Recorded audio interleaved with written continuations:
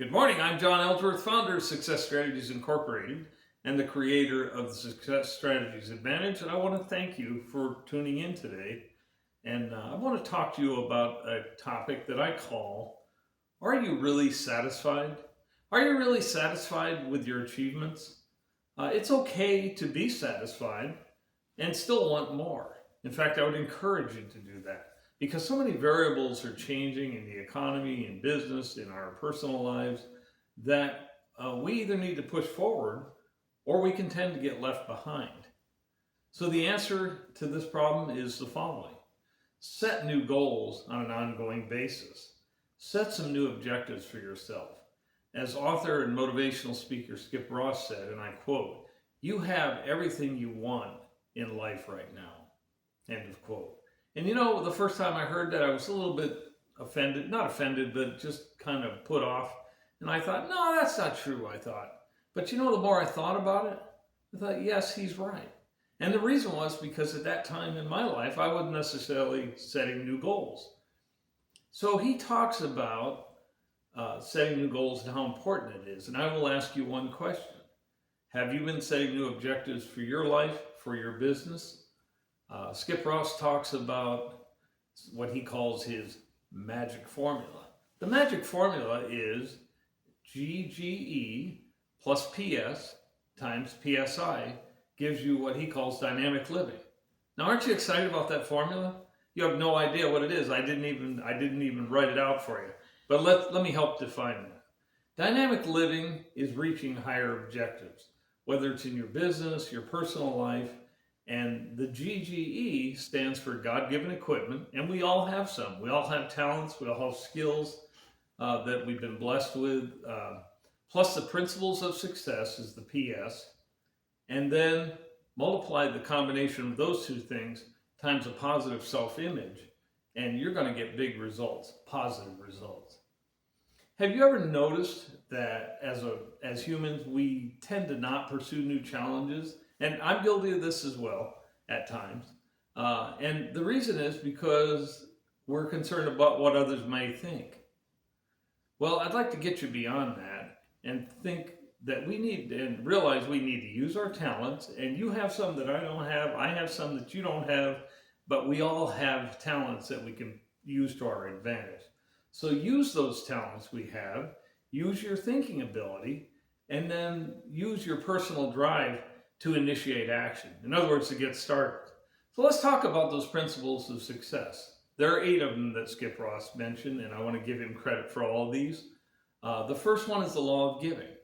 He said, whatever you give, that's what you'll get. It doesn't matter if you're talking about money, effort, planning, you never get something for free. And so whatever you give, that's what you'll get. Principle number 2 is the principle of vacuum. And he says, and I quote, get rid of what you don't want in your life to make room for what you do want. You got to get the junk out of the way and make room for the good things that you're trying to pursue and you're trying to work on, known as the principle of vacuum. The third one is the principle of creation. And you've heard me say this numerous times if you've listened to my videos and you've read my blogs and art magazine articles. Decide what you want.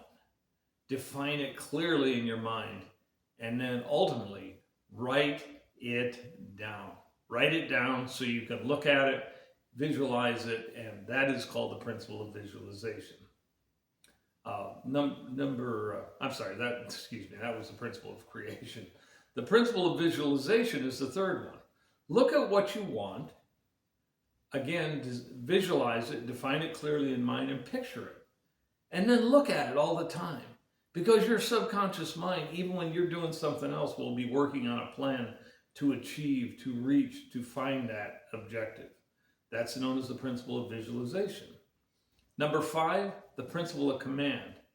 Whatever you speak in your life, it will happen all the time to you.